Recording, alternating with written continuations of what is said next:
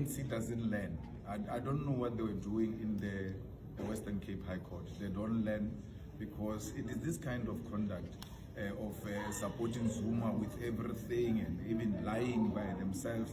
Then they say they engage in renewal, meaning we're going to start doing things differently in a manner that has got credibility and integrity, and you go and get involved in a personal matter. Because President Mbeki put it very clear that the ANC did not have dollars. It was a businessman who said he had dollars in his farm, and let the businessman answer for his businesses. It's not ANC's business. So I think someone moved in a manner that was not properly advised, and for sure they later got a proper advice. Mr. Malema, Zulaika Kotashi from Newsroom Africa again.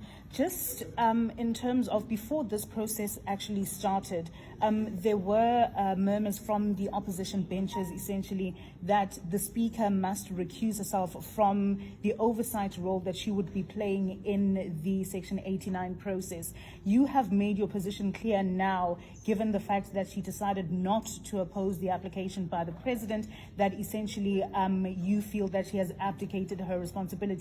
That's the majority view from some members of Parliament. The Impeachment Committee doesn't have any sort of legal standing in challenging the Speaker of the National Assembly in her role, in her oversight role. What mechanisms will you be employing, given the fact that you said action must be taken?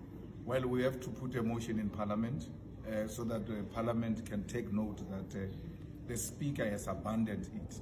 And we feel very strong that this matter that has got to do with impeachment must be shifted to the office of the Deputy Speaker. Our Speaker is highly conflicted, and that motion, we will sponsor it in Parliament, that the Deputy Speaker must be the one who oversees the work of the impeachment committee, because the Speaker really is conflicted. Firstly, we wrote him a letter as the EFF and said, you cannot choose the legal. Firstly, you must oppose, but you cannot choose the lawyers that are going to oppose because you voted no against the panel report. And now you go and assemble a team that must go and defend the panel report. We think you're conflicted because you've already expressed your view. You're just going to make a mockery of the whole process because you'll appoint lawyers that are not capable to deal with those matters, because lawyers work according to the energy of the client. If the client is not so interested in the matter, even the lawyers will drag their feet. So give the matter to the Deputy Speaker, who can assemble a team, but any matter that has got to do with impeachment and needs the attention of the Speaker's office, let it be the Deputy Speaker who deals with this matter. So we feel strong that Parliament must resolve that the Deputy Speaker must be the one that operates with the impeachment committee, so that we don't get frustration. Look, the Speaker says, I'm not objecting, and then the impeachment committee is objecting, yet we come from the same Parliament.